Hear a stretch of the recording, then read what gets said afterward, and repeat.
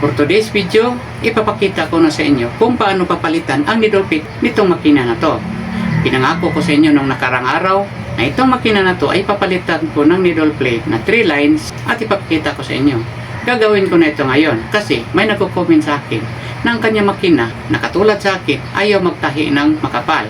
Pwede naman ito, pero kadalasan kung itatahi ninyo ito ng makapal ay kadalasan madaling mapuputol ang karayom at saka ang sinuli din palaging mapuputol kung itatahi na ninyo ito ng makapal.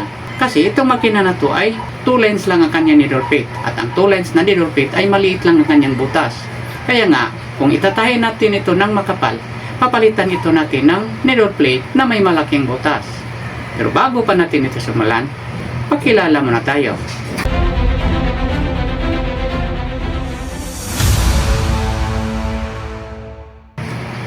Hello everybody! Welcome to my YouTube channel. Kung gusto nyong matuto about basic sewing, yung pananahing pangbahay, pwede rin panghanap buhay, i-subscribe nyo ang aking channel, hit the notification bell para updated ka sa susunod ko pang mga video. Don't forget to like, share, and comment. Kung may subscribe nyo ng aking channel, madali nyo lang hanapin ang lahat kong mga video. With your cellphone, pindutin nyo itong YouTube, pindutin nyo itong subscription, pindutin nyo itong all. Lalabas dyan ang lahat nyong isinubscribe na channel. Hahanapin nyo ang aking pangalan. Kung makita nyo na, pindutin nyo. Lalabas dyan ang lahat kong mga video sa pinakasimula hanggang sa huli. Ako ang inyong tutorial para sa basic sewing tutorial. Ito ang 3 lines na needle plate na ipapalit natin ito. At ito naman ang kanyang ngipin. Luma na ito pero magagamit pa ito. Yan. Tanggalin natin muna ito.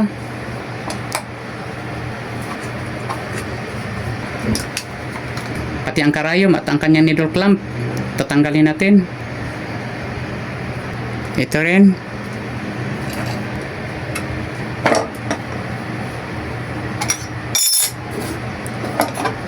Ito na ang kanyang needle plate na 2 lines. Kung tingnan nyo, napakaliit ng kanyang butas. At ang itong 3 lines ay may malaking butas. Kaya palitan natin ito para kung magtahi kayo ng makapal at magkabit kayo ng karayom na malaki, hindi ito sisikip. Kung sisikip sa kanyang butas, ganun ang mangyari. Palaging mapuputol ang sinulid. Ito naman ang kanyang ipin, tanggalin natin.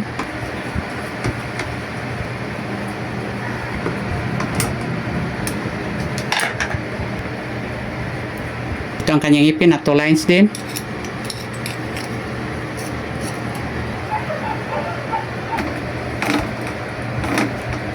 Huwag na masyadong higpitan dahil pwede pa itong i-adjust ng konti.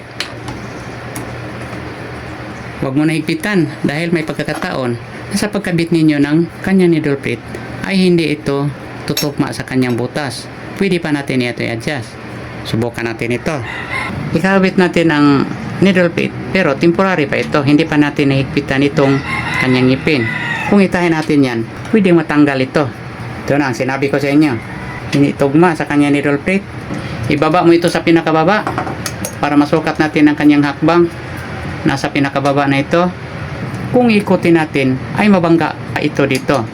Kung ganon, kailangan natong hilahin papunta dito. Yan ang ingatan kung magpalit kayo ng needle plate. Hindi basta palitan nyo na lang basta-basta. Pagkabit nyo, agad-agad, tama na ito. I-adjust pa natin ito minsan. Meron naman minsan na pagpalit nyo ay okay na, pero kadalasan may iba pang a-adjustin. Ang importante na alam ninyo kung saan ito i-adjustin. Halimbawa, ito, kung sumisikip ito dito, may kunting allowance pa ito dito.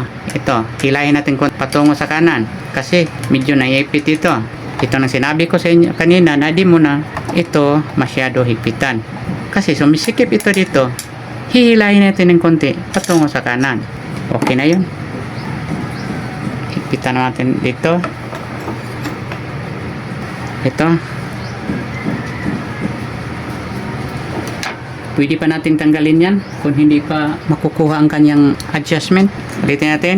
Sa pagkabit nyo, huwag niyong patakbuhin kaagad, lalo na kung gumagamit kayo ng di kuryente kasi masisira ito. Tingnan niyo ulit. Bumawangga dito, hindi ko maikot ng tuluyan. Kung pipilitin ko, baka mabali itong ngipin o kaya ano pang masisira dyan. Kaya, i-adjust natin ito. Ang gagawin natin, itong ngipin na to ay hihilayin natin patungo dito. Para, pag ano niya, sa pinakahaba niyang hakbang, hindi ito mababangga dito. Tanggalin natin ulit. Ito ay final na natin. Hihigpitan na natin ito ng husto. Pero sa pagtatahi nyo, palagi nyo itong i-check. Alog-alogin nyo ang ngipin. Baka lumuluwag dito. Minsan mangyari iyan. Hindi nyo namalayan. Matataka na lang kayo. Bakit ayaw na tumatakbo ang tila? O kaya pangit ang kanyang pagtakbo? Final na itong paghigpit natin sa ngipin. Kasi ang ating adjustin, ang dito naman hihilahin natin dito. Ito rin. Pwede pa rin nating ma-adjust ang ngipin patungo dito. Pero hindi na dito. Ipapakita ko sa inyo sa ilalim. Kung sakali lang, halimbawa, kung ang ngipin ay sumisikip dito, sikip na sikip, kailangan natin hihilahin natin ito patungo dito. Pwede rin patungo dito. Ano ang kailangan? Kaya dapat malaman kung saan ito adjustin. Halimbawa, ito adjustin natin ito. Okay naman ito, pero ipapakita ko lang sa inyo na ito pwedeng mahila dito, pwede siyang mahila dito. Tingnan natin sa ilalim. Kita niyo yung pisa na to, itong malaking tornilyo, at saka sa kabila din, sa dulo may tornilyo din. Ito, kung itutulak natin dito pa kanan at bubunutin natin ito, matutulak din ang ngipin pa kanan din. At saka kung ito bubunutin natin pakaliwa at itutulak natin ito dito, mapupunta din ang kanyang ngipin pakaliwa din. Ito ang adjustment, pwede pakaliwa, pwede pa kanan. Yun kung ang sinabi kong sumisikip ang kanyang ngipin dito, kailangan natin i-adjust. Papakita ko sa inyo kung paano adjustin. Luluwagan natin muna ito. Ganon rin sa kabila. Ito naluluwag na. Ito makita nyo na. Pwede natin ito mahila o matulak. Kung saan siya dapat. Kung kailangan adjustin, yun. Kung saan siya tama, ikakabit natin ang kanyang needle plate para makita natin. At may lagay natin siya kung saan dapat.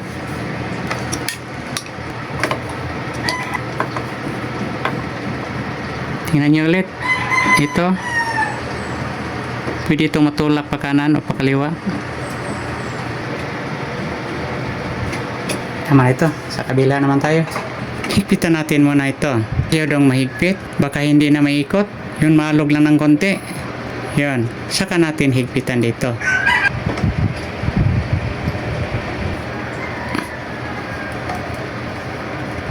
Yan na.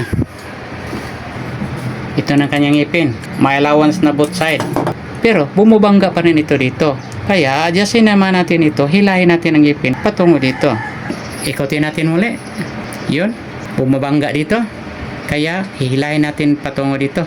Para sa pinakahabang hakbang niya, hindi ito bubabangga dito. Ito na naman ang ating adjustin. Kita niyo yung tornilyo na to? Dito natin ito luluwagan sa pag-adjust ng kanyang ngipin sa kanyang hakbang. So, tingnan niya. Pwede na matulak dito, pwede hilahin dito. Ngayon, itulak natin ito sa pinakadulo at ito sa pinakababa. Pag masasagad na dito, hipitan niya muli sa ilalim. Kung masasagad na to dito, ganon, hipitan niya sa ilalim. Pero huwag masyadong madiin kasi sumisikip din. Ito, tama na to. Kaya hipitan na natin sa ilalim.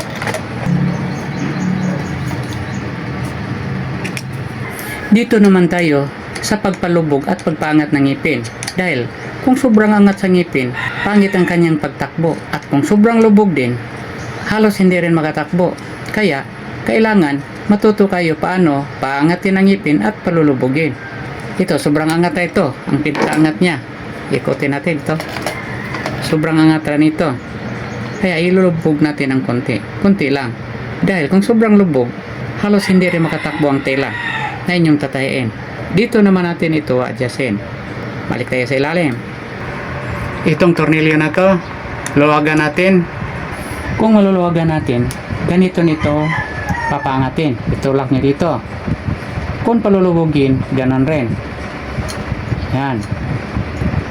Paangat, palubog. Paangat, palubog. Na natin. Yan.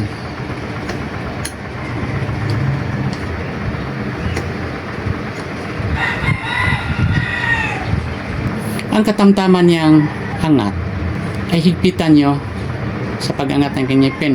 Kung ikutin nyo, pag ikot nyo, yun, kung sobrang angat ra, itutulak nyo pababa, palulbugin nyo dito sa ilalim, yun, tapos higpitan mo. Tingnan natin ulit, i-check natin,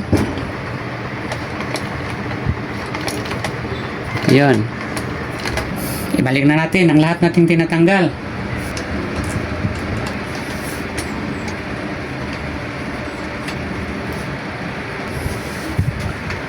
Palagi kong ipaalala sa inyo na kung magkabit ng karayom ng ordinary na makina, ang kanyang lapad, itong flat na to, ay parap sa kanan. At isagad mo sa itaas. Ayun, naka 3 lines needle plate na ang aking makina. Subukan nating patatakbuhin.